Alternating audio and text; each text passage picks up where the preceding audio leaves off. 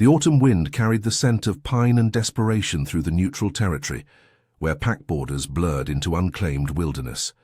Marcus Thorne stood with his arms crossed, his steel-grey eyes fixed on the trembling figure being dragged forward by a man who reeked of cheap whiskey and shame. The Alpha had come alone, as requested. No guards, no witnesses, just him and the moon filtering through the canopy above, casting silver shadows across the clearing where so many dark bargains had been struck before. "She's docile," the man said, shoving the hooded woman forward. She stumbled, her hands bound with frayed rope, her breathing shallow and ragged. "Clean too, never caused trouble. You'll get your money's worth." Marcus felt his wolf surge beneath his skin, disgusted. The man before him was Ryan Cross, a low-ranking wolf from the Riverbend pack, and judging by the family resemblance in the shape of the woman's jaw visible beneath her hood, this was no stranger he was selling. "Remove the hood," Marcus commanded, his voice low and sharp as a blade. Ryan hesitated, then yanked the fabric away. The woman who emerged into the moonlight made Marcus's breath catch, not from beauty, though she possessed a delicate grace, even in her broken state, but from the visible swell of her belly beneath the thin dress that clung to her frame. She was pregnant. Heavily so. Her amber eyes lifted to meet his for only a heartbeat before dropping back to the ground. Shame radiated from her in waves Marcus could taste on his tongue. Her mahogany hair hung in tangled waves around a face marked by exhaustion and something deeper, a grief so profound it seemed carved into her very bones. "You didn't mention she was carrying," Marcus said, his tone dangerous. Ryan shrugged. "Does it matter? You wanted an Omega. Here's one. The pup isn't mine to worry about." "Whose is it?" "Her former mate's. He rejected her when he found his true match, left her with nothing." Ryan's lips twisted into something ugly. "Our parents are dead. I've got my own family to feed. She's just dead weight." The woman, his sister, flinched at the words but said nothing. Her silence was the kind that came from knowing speaking would only make things worse. Marcus circled her slowly, assessing. His pack, the Stonehaven territory, had prospered under his leadership for 15 years. He'd built something strong from the ruins his father left behind.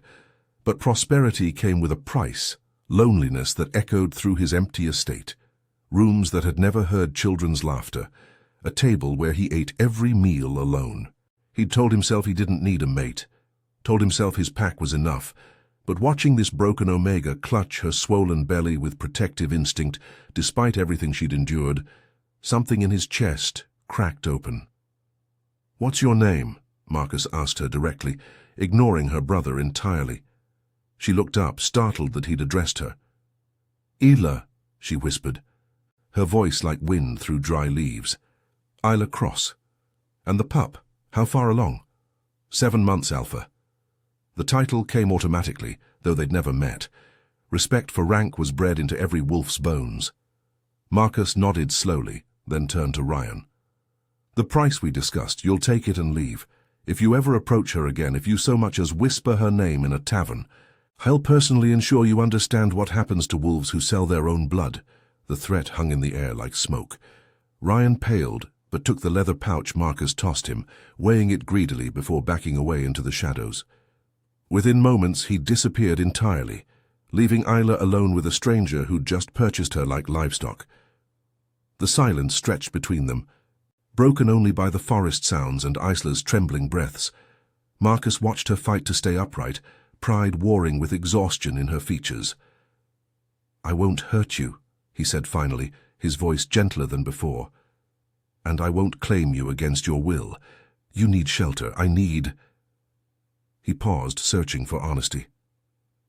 "I need someone to fill the emptiness in my home. We can help each other." Isla's eyes filled with tears that didn't fall. "Why? I'm used, rejected, carrying another Alpha's pup. I'm worth nothing." "You're worth exactly what I paid for you," Marcus said, then caught himself at her devastated expression. "No, that came out wrong." He stepped closer, slowly, as one might approach a wounded animal. "You're worth safety, worth a chance to raise your child in peace, worth not being alone." He held out his hand. "Let me offer you that much, at least." For a long moment, Isla stared at his extended palm. Then, with a shaking breath that seemed to come from the depths of her soul, she placed her small cold hand in his. Marcus felt the touch like lightning through his veins.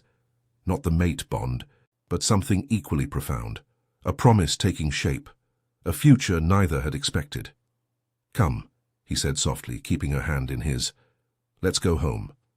As they walked through the forest toward Stonehaven territory, Isla allowed herself one glance back at the clearing where her brother had abandoned her. Then she turned her face forward, toward the massive alpha beside her, whose scent of cedar and stone somehow made her wolf, silent and wounded for so long, stir with tentative hope. Neither spoke during the journey. There would be time for words later. For now, the simple act of moving forward together was enough. Chapter 2. The sanctuary Stonehaven estate rose from the hillside like something from an ancient tale. Stone and timber blended seamlessly, windows glowing with warm firelight, gardens that even in autumn held evidence of careful tending. Isla had expected something cold, perhaps a barrack-style building where she'd be hidden away in servants' quarters. Instead, Marcus led her through the main entrance into a great hall with soaring ceilings, hand-carved beams, and a fireplace large enough to stand in. The scent of pine, leather, and something baking wafted through the air. Despite the grandeur, the space felt lived in rather than displayed, a home, not a monument. "Mrs. Chen," Marcus called out. A woman emerged from what Isla assumed was the kitchen, human, older, with kind eyes that immediately assessed Isla's condition with concern rather than judgment. "Alpha Thorne, you're back." Her gaze flickered to Isla's belly, then to her bound wrists, and her expression hardened. "Shall I prepare the guest suite?" "The blue room in the east wing," Marcus said, already working at the knots securing Isla's wrists. "And bring food. When did you last eat?" This last question was directed at Isla. She couldn't remember. Time had blurred since Ryan dragged her from their family cottage 3 days ago. I don't know." Marcus's jaw tightened, but his hands remained gentle as he freed her from the ropes. Angry red marks circled her wrists where she'd struggled. Without a word, he lifted her into his arms. Not roughly, not possessively, but with the care one might show something precious and fragile. "I can walk," Isla protested weakly. "You're shaking. Save your strength." He carried her up a wide staircase lined with portraits of wolves in their prime, previous alphas, she assumed, watching their descendant bring home a pregnant omega, purchased in the woods like contraband. The blue room was anything but a prison. Soft carpets covered polished wood floors. Heavy curtains framed windows overlooking moonlit gardens.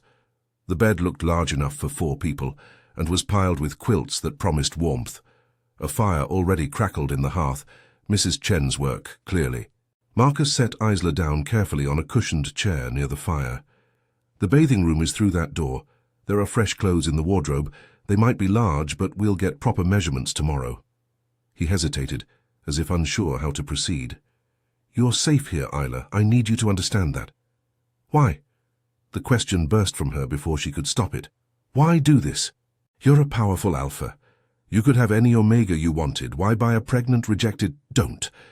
His voice was firm but not harsh. "Don't diminish yourself in my home. Your brother sold you because he's weak and cruel. Your former mate rejected you because he's a fool who doesn't understand loyalty. Their failures aren't yours to carry." Tears finally spilled down Isla's cheeks, not from sadness now, but from the shock of kindness she hadn't expected. "I don't understand you." Marcus knelt before her chair so their eyes were level. Up close, she could see silver threading through his dark hair at the temples, the fine lines around his eyes that spoke of years carrying responsibility. He couldn't be older than 40, but he had the bearing of someone who'd been tested by life and survived. "I've been alone for a long time," he said quietly. "Not because I wanted to be, but because I put my pack first, always. I built everything you see here from almost nothing. But lately—" he glanced at the fire. "Lately, the silence has become too heavy. When your brother contacted me about an omega who needed a home, I thought perhaps we could help each other. You need protection and a place to raise your child. I need—" He met her gaze again. "Someone to make this house feel less empty. And if my pup—" When they're born, if they're not what you hoped, then they'll still have a home here, both of you will. The conviction in his voice left no room for doubt. A knock interrupted them. Mrs. Chen entered with a tray laden with soup, fresh bread, cheese, and fruit. "The meal can wait if you'd like to bathe first, dear," she said to Isla, her voice warm. "I've drawn hot water already."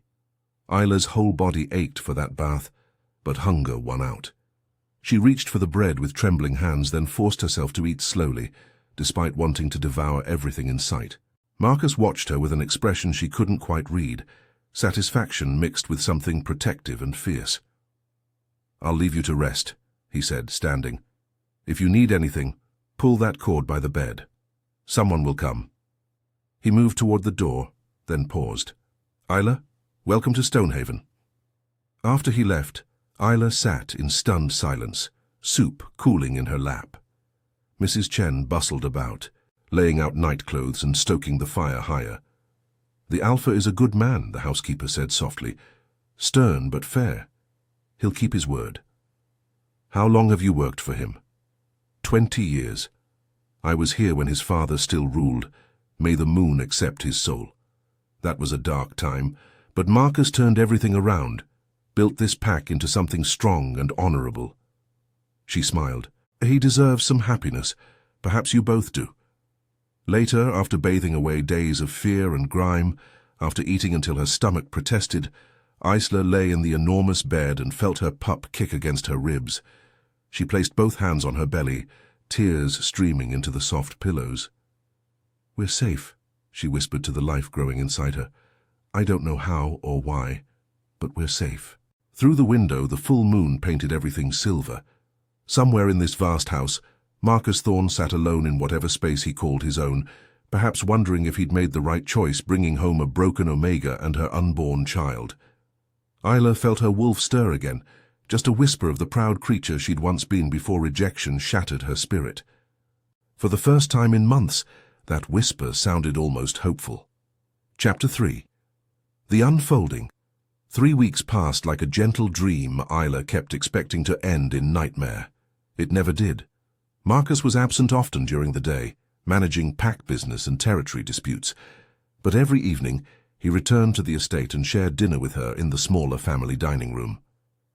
Their conversations started awkwardly, whether the garden's simple questions about her comfort, but gradually deepened into something real. She learned he'd taken over the pack at 25 when his father died in a challenge, inheriting debts and internal conflicts that should have destroyed everything. Instead, he'd spent 15 years building prosperity through strategic alliances and fair governance. His pack members respected him with a devotion Isla recognized as earned, not demanded. He learned she'd grown up poor but happy until her parents died in a rogue attack 2 years ago. That her mate bond had seemed like salvation until her partner found his true match 6 months into her pregnancy and cast her aside without ceremony or compensation. That Ryan, once a protective older brother, had grown bitter and desperate after their parents' death. "He wasn't always cruel," Isla said one evening, her hand resting on her belly where the pup pressed against her ribs in increasingly vigorous movements. "The grief changed him, made him someone I didn't recognize." "Grief explains. It doesn't excuse." Marcus set down his fork, studying her across the table. "You defend him even now." "Old habits," she smiled sadly.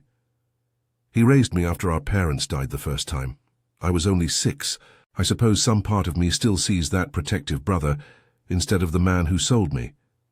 Marcus's expression softened.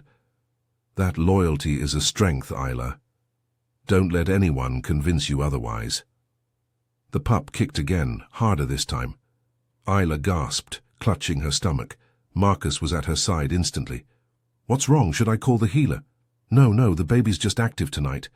She laughed breathlessly. "They've been restless all day. May I?" Marcus hesitated, his hand hovering near her belly. Isla froze. It was an intimate request, one that crossed boundaries they'd carefully maintained. But something in his expression, wonder mixed with tentative hope, made her nod. His large, warm hand settled gently over where the pup kicked. When they did it again, his eyes widened with amazement. They're strong. Takes after their father in that regard, Isla murmured, then immediately regretted mentioning her former mate. But Marcus didn't withdraw. Instead, he kept his hand there, feeling the pup move beneath his palm. "They'll be strong because of you," he said quietly, "because you survived what should have broken you, because you're still here, still fighting." The moment stretched between them, charged with something neither wanted to name. Then the pup delivered a particularly vigorous kick, and they both laughed, breaking the tension. "I should rest," Isla said softly. "Mrs. Chen says I need to conserve energy. The healer thinks I have perhaps 3 more weeks." Marcus helped her stand, his hand steadying her lower back as they walked toward the stairs. It had become routine, this gentle assistance, but tonight it felt different, weighted with meaning. At her door he paused. "Isla, I want you to know, when the pup comes, I'll be here. Whatever you need, you're not alone in this." "Why?" she asked again, the question that had haunted her since that first night. "You could have any Omega. Could start fresh with someone who isn't carrying another Alpha's child. Why do this?" Marcus studied her face for a long moment, moonlight from the hallway window casting half his features in shadow. "Because the first time I saw you in that clearing, broken and bound but still protecting your pup with every instinct you had left, I recognized something. Not a mate bond. I'm not foolish enough to pretend that's what this is, but a kind of rightness." He paused, choosing words carefully. "My wolf has been silent for years, content with territory and pack. But that night, watching you place your hand in mine, it woke up. Not with passion or possession, but with purpose." Isla's breath caught. "I don't know what to give you in return. I'm not asking for anything you're not ready to offer." His thumb brushed her cheek, catching a tear she hadn't realized had fallen. "Rest. We'll figure the rest out together." That night, Isla dreamed of running through moonlit forests, not fleeing, but racing toward something. And when she woke to pre-dawn light, her hand instinctively went to her belly and found not fear, but anticipation. Chapter 4. The Revelation. The contractions started during breakfast 2 weeks later, gentle at first, then increasingly insistent. Mrs. Chen recognized the signs immediately and sent word to Marcus while preparing the birthing room. The pack healer, an elderly woman named Sarah with kind hands and no-nonsense efficiency, arrived within the hour. Marcus paced the hallway outside, his usually controlled demeanor cracking as Isla's labored breathing and occasional cries filtered through the door. Pack members came to offer support, but he sent them away. This felt too private, too important to share with anyone who hadn't earned the right to be present. Hours crawled past. Day bled into evening. The full moon rose over Stonehaven, bathing everything in silver light. Then, finally, a different cry, high and indignant and perfect. The sound of new life announcing itself to the world. Marcus stood frozen, hardly daring to breathe, until Mrs. Chen opened the door with tears in her eyes. A healthy girl. Both mother and papa well. He entered to find Isla propped against pillows, exhausted but radiant, cradling a tiny bundle wrapped in soft blankets. The baby, impossibly small, had stopped crying and was making soft snuffling sounds as Isla guided her to nurse. "She's perfect," Isla whispered, not looking up. "Absolutely perfect." Marcus approached slowly, overwhelmed by emotions he couldn't name. When he finally looked down at the baby's face, button nose, rosebud mouth, eyes that would probably be amber like her mother's, something in his chest reorganized itself around this new reality. "What will you name her?" "I was thinking, Luna." Isla finally raised her gaze to his. "It means moon. Seems fitting for a pup born under the full moon in a place that gave us sanctuary." "Luna." Marcus tested the name, found it perfect. "It suits her." Sarah finished her examinations and pronounced both healthy, giving instructions about feeding and rest before departing. Mrs. Chen brought warm tea and soup, fussing over Isla like a mother hen, before finally leaving them alone. In the quiet that followed, Marcus pulled a chair close to the bed. Luna had fallen asleep at Isla's breast, tiny fists curled against her mother's chest. "Thank you." Isla said softly. For what? For giving us this. For making it possible for me to bring her into the world feeling safe instead of afraid. Her voice cracked. For being here. Marcus reached out and carefully stroked Luna's downy head with one finger. The pup made a small sound but didn't wake. I need to tell you something, he said quietly. Something I've been feeling but wasn't sure how to say. Isla's heart quickened. What? When I brought you here, I told myself it was practical, that we were helping each other, that I just needed the house to feel less empty. He met her eyes. But somewhere between teaching you to laugh again and feeling Luna kick beneath my hand, I realized I was lying to myself. This stopped being about convenience weeks ago. Marcus! I'm not asking for anything, he interrupted gently. I know you're not ready. Maybe you never will be. But I needed you to know that when I look at you holding Luna, I don't see an arrangement or a bargain. I see a family. My family, if you'll have me. Tears streamed down Isla's face. My wolf was so broken when you found me. The rejection, the abandonment. I thought I'd never feel whole again. But these past weeks you've shown me what real strength looks like. Real honor. She shifted Luna slightly, freeing one hand to reach for his. I'm not ready for a mate bond. The thought still terrifies me. But I think I could be ready for something else, something built slowly, on trust instead of fate. Marcus laced his fingers through hers, careful not to disturb the sleeping pup between them. We have time. All the time you need. And Luna? You'd really claim her as yours? Raise her, knowing she's not your blood? Blood doesn't make family. Love does. Choice does. He looked down at the baby with such tenderness, it made Isla's chest ache. If you'll let me, I'll be the father she deserves, the one who stays. Outside, the full moon reached its zenith, flooding the room with silver light. In that moment, holding his hand, while their daughter, yes, theirs now, slept peacefully, Isla felt her shattered wolf begin to heal. Not completely, not yet, but enough to believe in tomorrow. When I'm ready, she said softly, when my wolf is whole again, I think I'd like to explore what we could be together. Not because of fate or duty, but because you showed me kindness when I had nothing to offer in return. Marcus lifted her hand to his lips, pressing a gentle kiss to her knuckles. Then we'll explore it together. No rushing, no pressure. Just us, learning who we are as a family. Luna stirred, yawning widely before settling back into sleep. As Isla watched Marcus watching their daughter with such open adoration, she finally understood what she'd found in that clearing weeks ago. Not a transaction, not a convenience, but a beginning. Messy and complicated and unexpected, but real. A lonely alpha who took in a pregnant omega found not just companionship, but purpose. And a broken omega found not just shelter, but a chance to become whole again. Together under the watchful moon, they began writing a story that neither could have imagined, but both recognized as exactly what they'd been searching for all along.